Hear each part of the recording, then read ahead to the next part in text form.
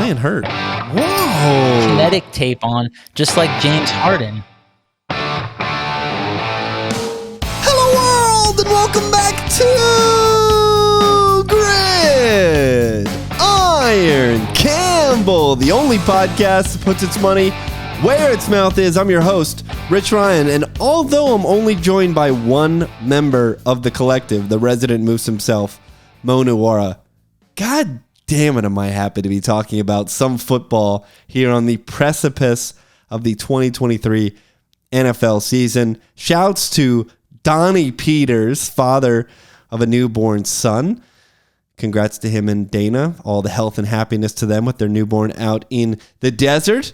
I don't know what to say about Brett. He's just pushing papers in Buffalo, too busy to join us, even though it's well in the evening here on a Tuesday evening, August 8th. So Mo and I are flying solo, and we're going to be looking at AFC team futures and taking a look back at our very, very early futures that we dished out in May. Before we get into things, if you are watching this on YouTube, hit that like button, subscribe to the channel. This is the first video ever posted to the Gridiron Gamble YouTube channel, so welcome. If you're listening and you're not on a podcatcher and you're not subscribed, go ahead and do that as well, wherever you listen, Apple, Spotify, anywhere that podcasts are available. Mo, you and me, kiddo, we're the ones doing all the heavy lifting here.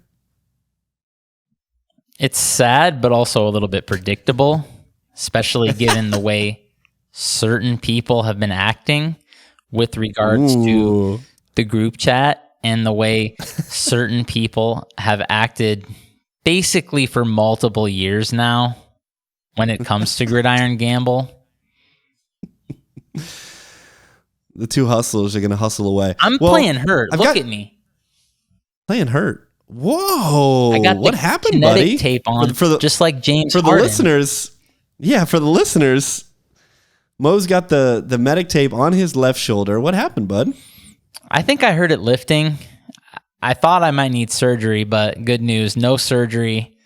Just getting some PT on it, and hopefully we'll be back in action soon with regard to, anything moderately athletic as I can be nowadays. It's bad, but putting that Katina healthcare plan to work. Oh, we need to get some value out of it. It's good, for the record, people. It's quality. Yeah, I heard all the good things about Katina Media, the little get together in San Diego. People are living right in the Katina Media empire.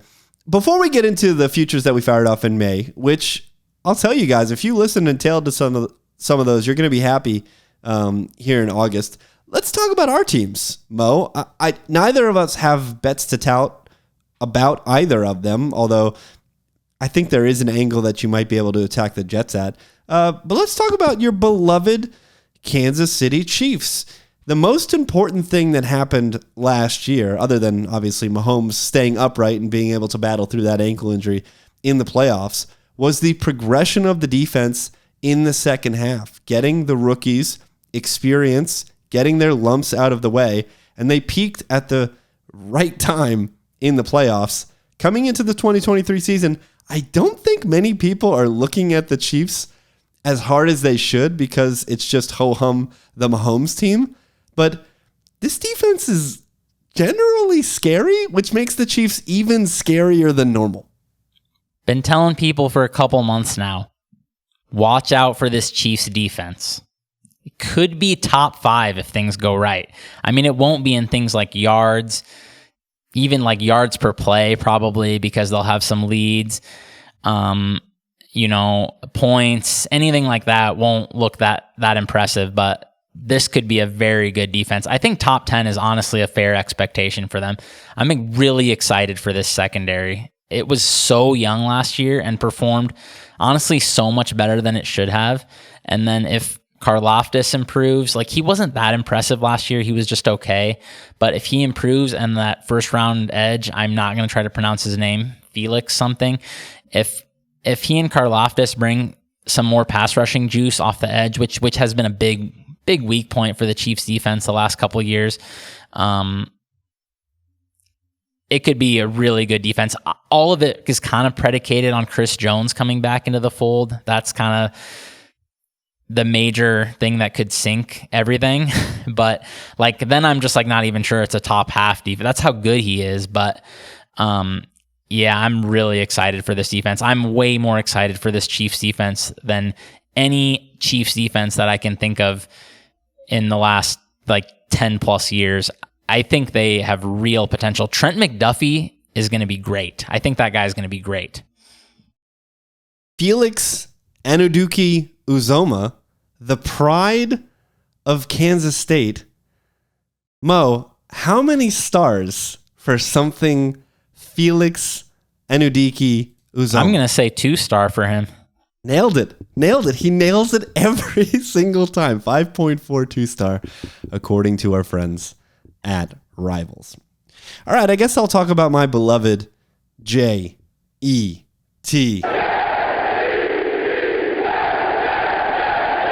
And of course, there is unbridled optimism around this team because of Aaron Rodgers. And we went back and forth a couple of months ago with regards to the range of outcomes on this team.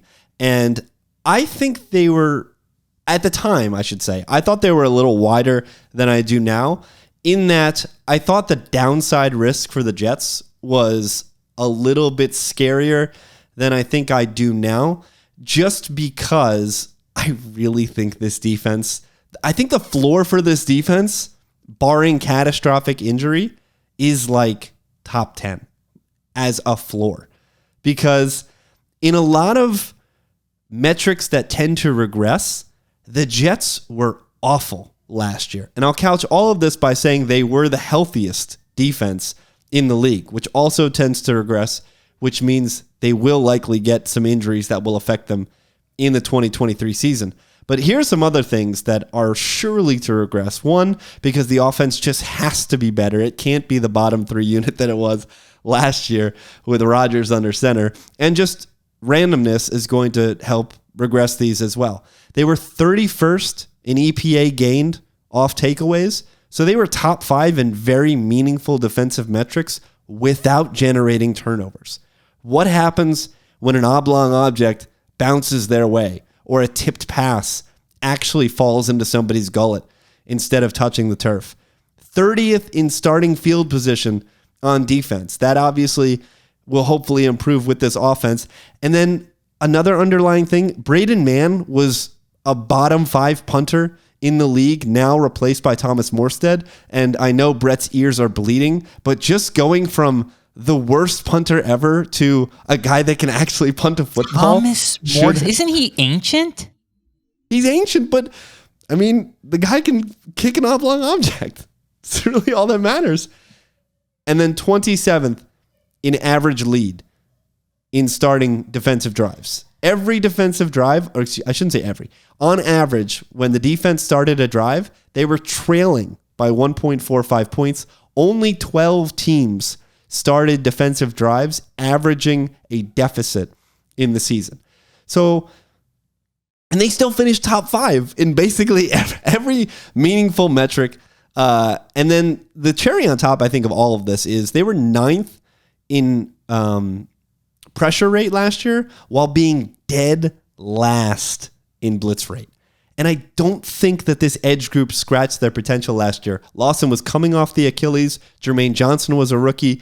Those two guys, they both get a year to get healthier. For Johnson, get more adjusted to the NFL. I think this edge group can take a step forward. And if it does, Mo, in the range of outcomes, there's like generational, I think, outputs for this Jets defense. Yeah, I really like this defense. I really liked them last year.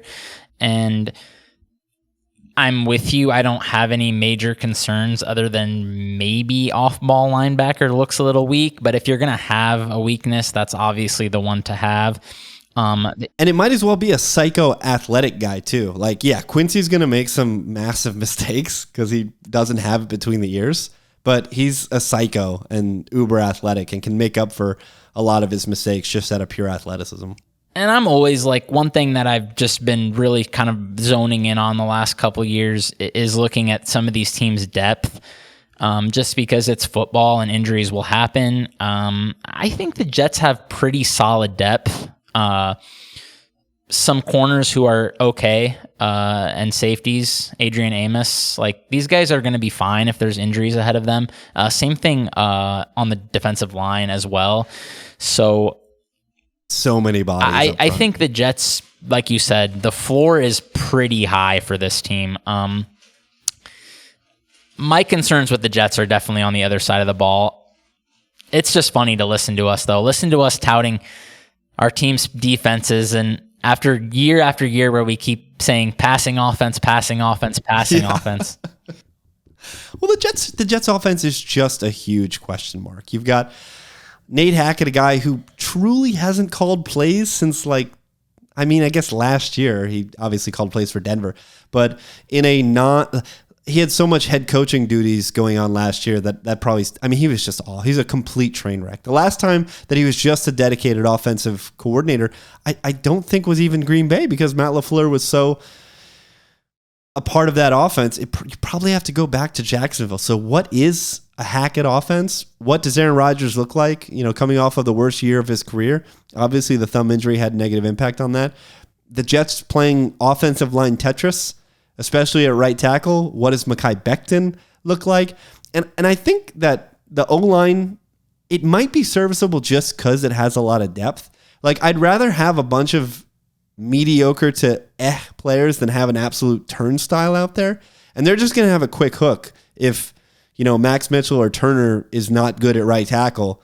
They're just going to have a quick hook and go to the next guy. And they can always pop Elijah Vera-Tucker out to tackle in case of emergency and just stick Schweitzer or somebody in the middle. So I'm fascinated to see what this offense is. In terms of bets, I think the only thing that's interesting for the Jets is to maybe wait and see what the market looks like after week 6, because they start 4 of their first 6 games are against the Bills, Cowboys, Chiefs, and Eagles. So there could be a world where they're 2-4, but don't look like a 2-4 team, and you might get a depressed value to make the playoffs, for example, where the markets right now, so many people are so optimistic about the Jets. You're just not going to find a good number in any futures market. So I think the only way to attack this team is to wait for perhaps a slow start and then maybe snag them after week 6 against the Eagles. Yeah, I don't think I'm excited about a single part of this Jets offense, to be honest with you. I think everything looks a little bit suspect to me. I don't trust the offensive line. It's an offensive coordinator I really don't trust, like you said. I think sneaky, kind of below average group of pass catchers as well. Just some warm bodies that Rodgers brought in, whatever. Wilson is obviously great. I thought he was a layup pick for offensive rookie last year and was very impressed with him and was surprised that people didn't think so, I guess, that he never really was running away with it. Brock Purdy, baby. In the markets. But I Remember thought the he Brock should Purdy's be. Team? But other than that, I don't think there's a single player who's above par really here. Really rough at tight end. Pretty bad at receiver outside of Wilson, who could be a superstar. I should say that, but it's not an impressive group at really any position other than quarterback if Rodgers goes back to 2020 Rodgers. All right, I teased it earlier. So we gave 11 futures out for the AFC back in May. 7 of them have moved in our direction, and the other 4 have stayed neutral. So here's the ones that have moved in our favor. Brett and I both like Raiders under 6.5. At the time, you were getting plus money, plus 118. It is moved to minus 138. I think that was our best click of the spring. Brett also had Raiders fewest wins at plus 1,200. That's now plus 1,000. So good value there. Yeah, that Raiders under got steamed harder than any win total, I think, so far. People are very excited to slam the under on that. Yeah. Brett and I both had the Browns, AFC North. That was plus 435. It's now plus 400. Brett also had Browns Super Bowl at plus 4,000. That's down to plus 3,500. Brett had Texans over 6.5. That's gone down a smidge from plus 125 to plus 115. Mo had the Jags to win the AFC South at minus 150. That's gone up a smidge at minus 155. And then Donnie's Bengals Super Bowl plus 1,200. That's actually gone down a little bit to plus 1,100. Probably most notably about the Joe Burrow injury, which I think leads us into our discussion about the AFC North, in which both you and I are very bullish on those Cleveland Browns. I think even at the new prices that I just listed, plus 400 to win the division, plus 3,500 to win the Super Bowl, they are very intriguing. We talked about it in the spring. They have the fifth best rest advantage coming into the season. Last year, they did not perform to their estimated wins. 9.4 was that number. They only won 7 games. And then just some great offseason acquisitions. Elijah Moore, Zadarius Smith. They drafted Cedric Tillman, who obviously it's the Hall of Fame game, but the guy, he just looked like a pro. It's one of those things where I'm not... My analysis on somebody is not going to change violently based on performance in preseason, much less the Hall of Fame game, but he just looked smooth. He was finding holes in soft zones. He just looked like he had a brain between his ears, which is good to see. And then they signed Juan Thornhill, Rodney McLeod, and bring in a very well-known commodity, a defensive coordinator in Jim Schwartz, to shore up a defense that has a ton of talent that just didn't perform last year. As the head coach of the Browns, during that period, Stefanski has led the 9th best offense per EPA with a group of quarterbacks, including Deshaun Watson last year, that has not played very well. So he has gotten every ounce possible out of what's been given to him. And then you look at this Joe Burrow injury. Is this thing going to linger? We've got Jamar Chase saying he should take 10 weeks, take the first month of the season off. Is this a real thing? Like, I don't know. Obviously, the biggest bet here, Mo, is on Deshaun Watson. Does Deshaun Watson return to form, or at least a form that resembles what we saw when he was one of the best quarterbacks in the league in Houston? If that's the case, then we should be looking at any kind of alternates, big markets, long futures on Cleveland, because they could be an extremely dangerous team this year. Yeah, this team, I wasn't too sure how you guys were excited about them, mainly because I just can't get Deshaun Watson's absolutely atrocious play out of my head. Like, I watched the Browns multiple times last year, and he looked abysmal. But, I mean, he has to be better, right? And I do like taking longer shots with this team because I just, like, I don't think the way to play this team is going to be something like over season wins, even if you like them, because it's just, if Watson is very good or even just pretty good, this team should be great or borderline great. I mean, I don't love their depth, but this front office has built an amazing group of starters on both sides of the ball. Wide receiver was a problem last year, but like you said, bring in Cedric Tillman fairly high in the draft. Bring in Elijah Moore, who was, I don't know how you feel about him, but I guess he was, considered to have some talent and damaged goods after basically falling out with the front office.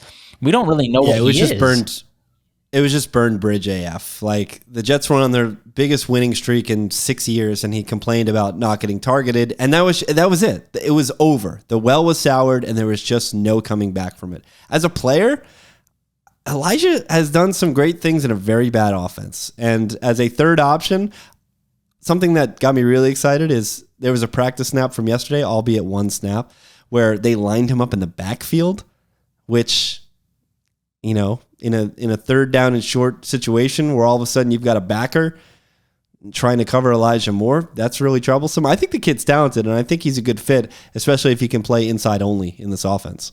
And Njoku, they have a solid tight end. This is a solid group of pass catchers, obviously an elite running back and an elite offensive line. So they're just missing the quarterback here. And like you said, the defense, I mean, dude, they have an elite level of talent on that defense. Last year, they couldn't stop a straight ahead run. Okay, well, there's still great players across the board here. Basically, besides interior defensive tackle, that's like the only spot that looks a little bit weak. But I'm hoping a scheme change can just fix this. I mean, like you said, they brought in Schwartz, who he should be an upgrade. And the coaching prior to this season, I think, was god awful. I mean, there's just no way a defense with these players should have been near as bad as they were. I don't care if you're a little bit soft against the run. Like, you should be able to be locking up people's passing games. It wasn't happening. And yeah, everything is just in place really across this roster. I also am looking at another bet that I threw you. It's kind of a crazy one, but this one could be in play one way or the other. So that's kind of the nice thing, regardless of what Deshaun does. But kind of like, I found this weird one. Fewest points conceded on DraftKings, plus 2,000. Love it. I mean, why can't they just be really good with a decent coordinator here? I was also looking across. They have a pretty soft slate of quarterbacks that they face, so that helps them. Only truly scary one is Joe Burrow. Maybe Lamar Jackson and Aaron Rodgers if they port it back to their 2020 selves. We have to add Lamar. Regular season Lamar is a beast. If they port it back to 2020, those guys are very good. We don't know what they're going to look like. It's a cold weather team that's playing a ton of outdoor games, especially, loaded with outdoor games. Most of them late in the season will be outdoors. They do only play 3 games indoors, so that should keep some of the scoring down. And like I said, just tons of talent on this defense. I don't see why the Browns don't have a better than 5% shot to, be the top defense in the NFL. I think they've got a chance. The other return bet that we'll discuss is the Raiders, man. I still think there's value on Raiders' worst record at plus 1,000. You also like to fire alts. You like alt under either 4.5 at plus 350 or under 5.5 at plus 180. Second toughest schedule per Vegas win totals. Sean Payton's in the division now. That's a way different story than my guy Hackett at head coach. They've got the ninth worst rest disadvantage. Last year, they were third in net EPA on fumbles, so that's due to regress. Jimmy G, as you put it in the May podcast, probably in the 90th percentile for injury chance at the quarterback position. And then, does Josh Jacobs matter?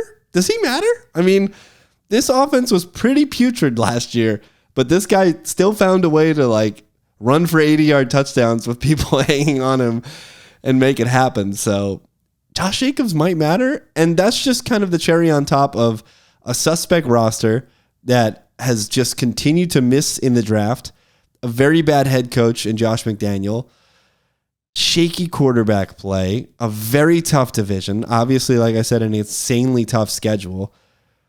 I mean, Caleb Williams, come on down. Vegas, baby. So that's one of the reasons I still like this. And I think the value's probably been bet out of the Raiders season regular number because I just think they're most likely scenario. Like I said at the top.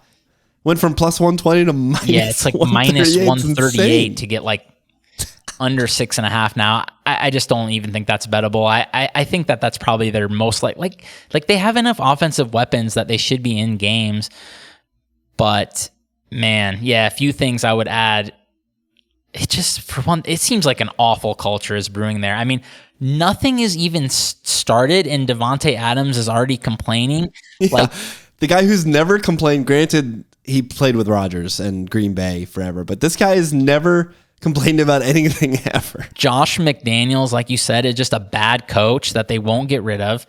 And then a horrible secondary. And if Garoppolo does get hurt, they still haven't brought in a decent backup. Like, Brian Hoyer is 37. I respect that the man has had a great career. I don't understand how they let Stidham walk. Isn't Stidham New England pipeline guy? How did they not keep Stidham? And he looked good against. You listen to this though. Maybe this is the long game though. Maybe this is the long game. Maybe they want a bad backup because that's the other thing I was going to say was final consideration for me, and what really still makes me think this has value And I don't know if Rich threw out the price here, but you can get alt under 4.5 plus 250 on DraftKings. I think the Raiders might be the number one tanking candidate down the stretch if they're not doing well. They don't have a franchise quarterback, and they benched a guy who put in great work for them for a decade in Carr. I mean, I don't think they're going to be scared to tank. And yeah, like you said, some prime quarterback opportunities in this draft for a team that maybe needs a franchise quarterback more than almost any other team right now, because the rest of the roster is just pretty barren, and aside from wide receiver, basically. So yeah, I think the Raiders could be tanking down the stretch. Some of the other teams that are in worst case scenario as well might make the mistake of going to a veteran who actually gives them the chance to win. Like if you look at Washington, if shit hits the fan with Sam Howell and they go to Brisket, like that's not going to help your case trying to get the top pick. And I think you could say the same for Atlanta as well. If the Ritter experiment, goes off the tracks, like we've seen Taylor Heineke go out there and sling it in these games. And I don't think those are the guys that you want at the helm if you're trying to get the last pick. Like, you want something Hoyer out there who probably can't complete a forward pass now that he's, nearing 40 years old, and not the same type of 40-year-old as Aaron Rodgers or Tom Brady. Okay, let's move to the AFC South, where you were on here. You were saying the Jags need to be minus 200. You were roar as loud as you could in favor of the Jags. No shot anybody else has a chance to win this division. And granted, you didn't give me a division winner, but you do like the Titans to hit over 7.5 at plus 110. And I'm kind of interested in Titans to win the AFC South at plus 350 and to make the playoffs at plus 210. My first bullet point, and this is something I learned from you many moons ago, Mo, when you're looking at these long-term season futures, is what's the first thing you look at? Is the coach good? And Vrabel, for as cowardly as he can be in high leverage spots, specifically in the playoffs, the guy just keeps doing it. He keeps finding a way. When was the last time the Titans underachieved? That's right. Yeah. When the Titans punched themselves in the dick or left it on the field, left something to desire. Yeah, you just can't. This is Dan Campbell, Todd Bowles when he actually has a good roster and knows what's happening. This is, elevating the floor. That's what Vrabel's going to do. They were the third most injured team in football last year, and specifically on defense. The secondary lost 1 million games. Their defense had 85 adjusted games lost per Football Outsiders. The next closest team was 59. Dude. And that was Buffalo. So, they were... if you just look at... They weren't an NFL team. Yeah, if you just look at stats, defense. You're like, oh, the Titans, they sucked at stopping the pass last year. They didn't do anything to fix that. No, but that's not what happened. They had bums out there. They had gym teachers, multiple gym teachers in the secondary. This is going to be completely different as long as they don't get hurt again. Like you said, Vrabel brings a very high floor. He gets this team to play over their talent level year after year. And I actually think this secondary has a lot of talent. I think this could be a really good defense. The front seven is still good. The back end, they still have an elite performer in Byard. I like the Sean Murphy Bunting addition. I always thought he was solid for Tampa. And they've used a bunch of high draft picks on corners the last couple of years that haven't been able to stay on the field. If those guys can play and they can play decently, then this could be a very good defense. And then on offense, I can't believe I'm saying that I'm a little bit optimistic about Tennessee, but here I am. Mahomes light. Tannehill is pretty solid. He's going to play pretty well. And how bad can you be with a solid quarterback, Derrick Henry and Nuck? How bad can you honestly be? That provides you a pretty high floor right there. I know that the offensive line stinks, but That's just like waking up and rolling out of bed for Tannehill and Henry. They're used to this. This is every year. The offensive line is never good. So I don't see why their play would suddenly fall off a cliff. I think Tennessee could be decent. In a bad division with a pretty decent schedule, I think they've got a shot. I have over 7.5 plus 110 on DraftKings typed in here. That's what I sent to you, but I did put plus 350 AFC South question mark at the end. I don't know. Right. I'm kind of intrigued by the Titans. Fourth best rest advantage in football this year, ninth easiest schedule per Vegas win totals. And then on top of all, well, I want to make one more point about the Titans before I move to the Jags. The Titans had a chance this offseason to go into full tank mode, right? They had a chance to sell off Byard. They had a chance to sell off Derrick Henry, but they didn't. And bringing in DeAndre Hopkins not only improves the offense from his output, but it makes life easier for Treylon Burks. Kid can still learn a little bit and doesn't have the pressure of being the number one target in an NFL offense. Chig Okonkwo flashed last year. Yeah, I was going to say that. This group of pass catchers isn't terrible. Like if these guys stay upright, it's athletic. Not terrible. And then Jags regression, second healthiest team in the league last year. And you look at this offensive line. They're a couple injuries away from me being worried about Trevor Lawrence's health this year. Offensive line and secondary is kind of grimace emoji. It's not looking great to me. I think it could be a bottom 5 O-line. The secondary is pretty weak too. The safeties are trash. I don't know, man. I actually kind of have some questions with the Jags. You just wonder, like I said in the chat, how far does having by far the best quarterback and coach combo take you? I don't know. I think it's clear they should win the division, but I think they could slide still too. I'm not 100% sold on the Jags like I maybe was a while ago. I just think the Titans, the Nuck ad is honestly pretty big given how weak the rest of their receivers were. And yeah, I think they could be right there with the Jags, man. I think I really do. I don't really like the other two teams. I know Brett has some long shots on the the Colts and the Texans, but I'm more interested in the Titans. Brett definitely all in on the Texans. This goes back to the point that we made last year with regards to Jacksonville and the decisions they made in the offseason last year. And what did we say? We said everybody's clowning on this team because the forward-looking outlook of these contracts is probably not going to be great. But for this year, which was last year, they had some adults in the room. They had some vets. They were going to be able to trot out NFL caliber players in a very weak division. They did so successfully, and they won the division.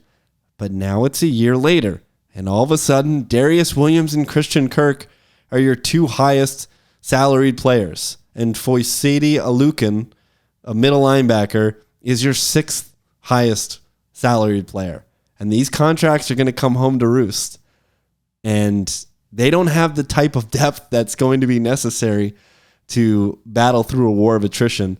And if they get hit with the injury bug, I'm telling you, especially on this offensive line, things are going to get ugly real fast in Jacksonville. Tighten up, baby. Look at us. Talking about the Tennessee Titans. All right, AFC East. We'll round it out where we kind of began with my fighting New York Jets. This seems like the value, Mo. I'm glad you brought it up. I think we need to have a discussion. Brett brought it up in the spring with regards to Super Bowl futures with the Bills. Everybody was super hyped last year. Now all of a sudden they are plus 900 to win the Super Bowl as opposed to being favorites last year at plus 500. And what has changed, really? They're going to be hopefully healthier on D this year. Missing Von Miller last year was absolutely crucial for this defense. They went and added Dalton Kincaid to the offense. Not much really has changed other than some minor additions, and yet the market is so cool on this Bills team, Josh Allen specifically, because they lost one game in bad weather at home where their offensive line couldn't block anybody. After a traumatic experience where one of their players died on the field a couple of weeks prior. Like, people are very sour on the Bills, and I don't understand why. I don't either. I think it's a good time to buy the Bills. It's like you said, this was a clear cut Super Bowl favorite last year that didn't get appreciably worse. So they were kicking ass last year too. When I was looking at those average lead metrics, their defense on average started a drive with a 7-point lead last year. I mean, that's insanity. Yeah, the Bills were a great team. They were a great team on paper. They performed like a great team for a good chunk of the season. But one thing that happened last year was Josh Allen went into a rash of very weird turnovers. It kind of reminds me of Patrick Mahomes in 2021 when he just had that like down season where he committed some bizarre turnovers. And what happened the very next year? He wins MVP and bounces back to his old self. So I think coming off a year where we don't know how hurt he was, maybe that played a role, we don't know. But I think the most likely scenario is Josh Allen bounces back to QB2, which is where you would have been laughed out of a room if you suggested he was any lower than QB2 going into last season. So why? Now you're laughed out of the room if you think he's better than Burrow. Honestly, it's insane. I think it's like fairly obvious that he probably is, but that's just, maybe I'm too stuck on the best Josh Allen games. I don't know. I'm not as excited about this as I was a couple of months ago, but I still think this roster is better set up than the way Miami and New York built their teams, because they built it around their passing offense. And they won the division by 4 games last year. How did anybody get 4 games better? And I just don't think they got much worse. I mean, yeah, I have questions. Like, this is not a perfect roster for sure. But the cornerbacks, I think, is the main thing. And injury question marks on defense between Von Miller and Tre'Davious White. It's like, what will those guys bring? They're not super young anymore. They're not even young. And they're coming off, for Tre'Davious White, it's like he's not coming off an injury, but he looked like he was clearly a worse player last year after the injury the year before. And then Von Miller is coming off, I think, his second torn ACL. I don't know what he's got left, but there's still a fair amount of talent on this defense. It should be a pretty solid defense. They still have the best safety pairing in the NFL, I think, and a coaching staff that knows what they want to do. I think the Bills plus 130 is, I don't think it's as good as I thought a couple months ago, like I said, but I still think it's fine. I think it's got value. I don't think we can touch upon the AFC East without mentioning this team. Miami and the Dolphins, the greatest football team. I think they have a very wide range of outcomes. And like the Browns, if you're going to place a wager on the Dolphins, you might as well shoot for the moon. Because if there's a world where Tua stays upright for the entire season, this offense could be terrifying, because we know how Mike McDaniel can cook things up. Hill post Mahomes was shocking last year, just how good he was. I mean, that guy is just a scheme breaker. No matter, you have to defend him every single week. And then the space that he creates, he's kind of like the Steph Curry of the NFL, where just the space he creates on offense allows for such easy throws for Tua. And somebody like Waddle fills such a great complementary role with Hill. And now you've got, I think, a group of running backs that can actually catch the ball quite well out of the backfield. I'm pretty bullish on A-Chain. I think he could be a very special weapon out of the backfield. It's just that I put this in chat earlier today. This team feels like Rams East this year, in that they are so reliant on their first line players. And one of the themes that we've hammered this entire podcast is The NFL is a sport of injuries. It is a war of attrition. You are going to need your backups. You're likely going to need your backups at some point.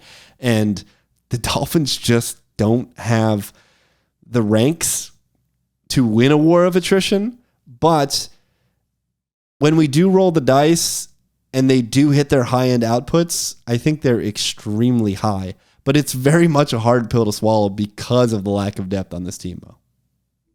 Yeah, pass catcher specifically has me very concerned if there's any injuries. Like, Tyreek Hill has been hit with nagging injuries at times as well in the past, and rule of best predictor of future injury is past injury.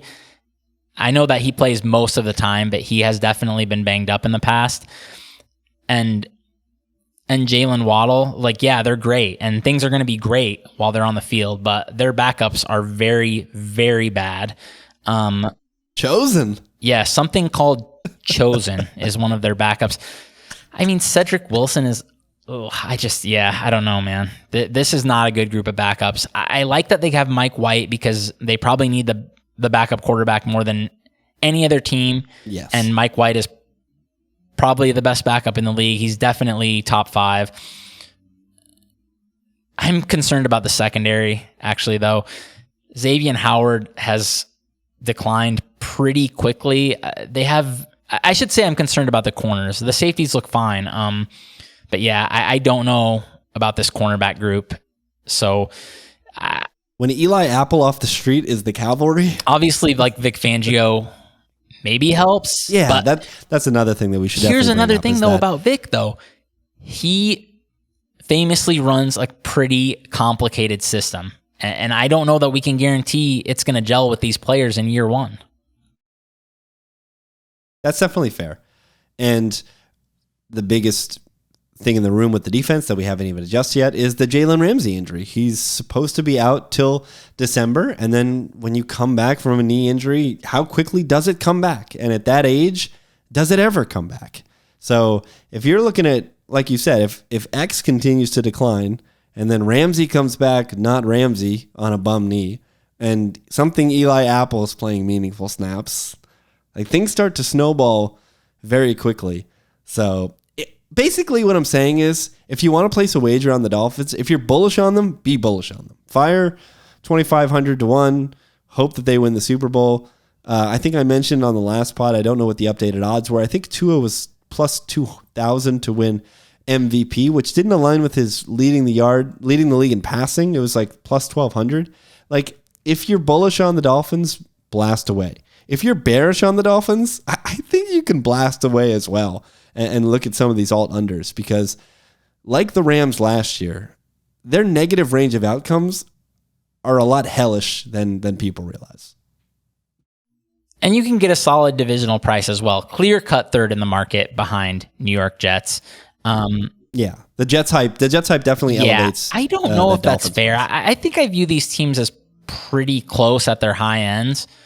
The Dolphins still have a lot of talent on defense. Like, with Fangio, if things gel, this could be a very good defense, but I do see a pretty significant downside, especially if there's injuries on their offense. Any injuries to their pass catching group was going to really, really hurt this team more than most teams.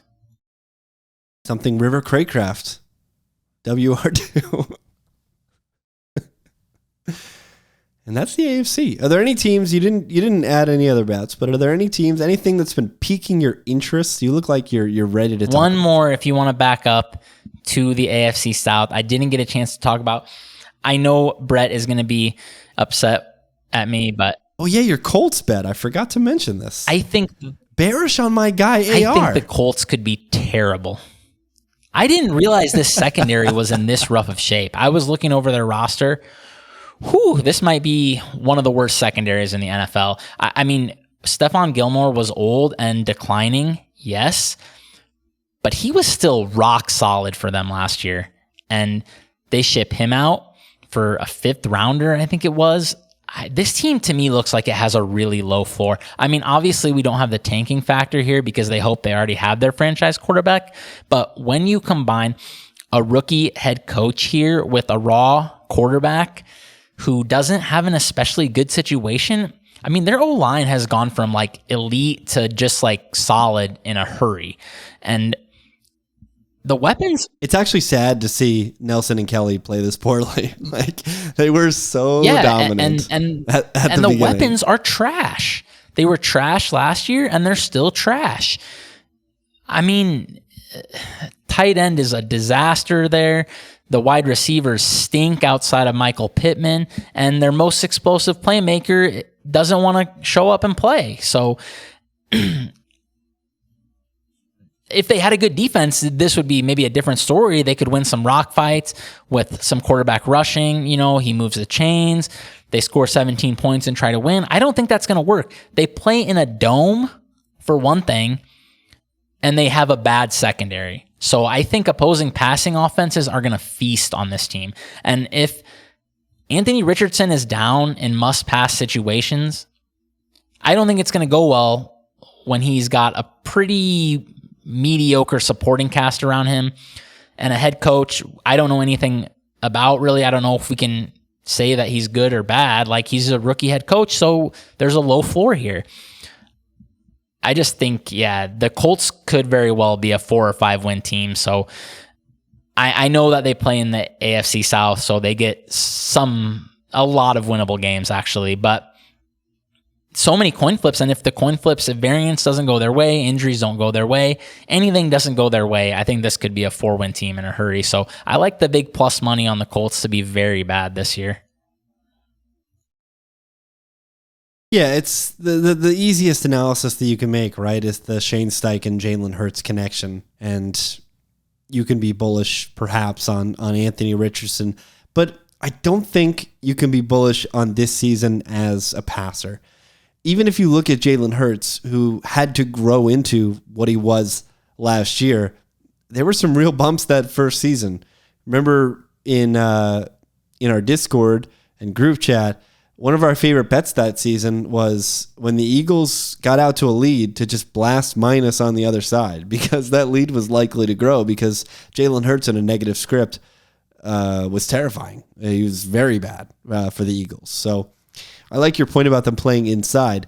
If it's a track meet for the other offense, they're not going to be in a lot of situations where they can just chuck the ball downfield, both due to a lack of weapons and due to Anthony Richardson just perhaps not being ready to step into that role. I mean, Michael Pittman, that guy is a drag master, right? Like, that guy makes his hay 4 yards. Yeah, like, he's solid, but man, you definitely don't want him to be your WR1. I mean, he can be maybe if your other guys are all WR2s, but they stink. Alec Pierce, that dude is atrocious. Okay. Something Doolin. They're going to need, who's the rookie kid, the small guy that they liked? Is it Josh Downs? Yeah, that guy's like a punt returner, I think, pretty much. I mean, I don't know, he's like 5'9" or something, I think. I think his tape was kind of outrageous, though. Yeah, he's the Carolina kid. Yeah, they're very bullish on him as a target. But again, rookie, small stature.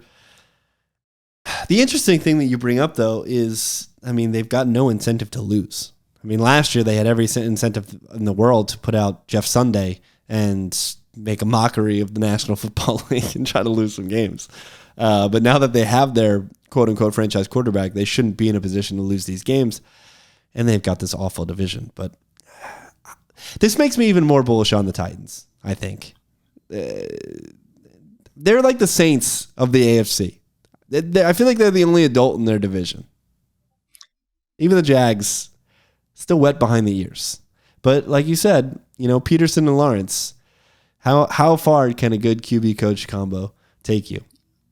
We're gonna see. Mo, this is fun. When I initially was looking at the Jags, I'm like, oh yeah, solid group of receivers. Add Calvin Ridley. This is a great group. But then I just remember every single time in recent memory that somebody has like sat out a season of football, they've basically sucked after that. Like, nobody has came back and just been great again, pretty much. Like, it's just not happening. Josh Gordon, Deshaun Watson, like, guys are coming back and struggling. Le'Veon Bell. Yeah, they just don't have the juice.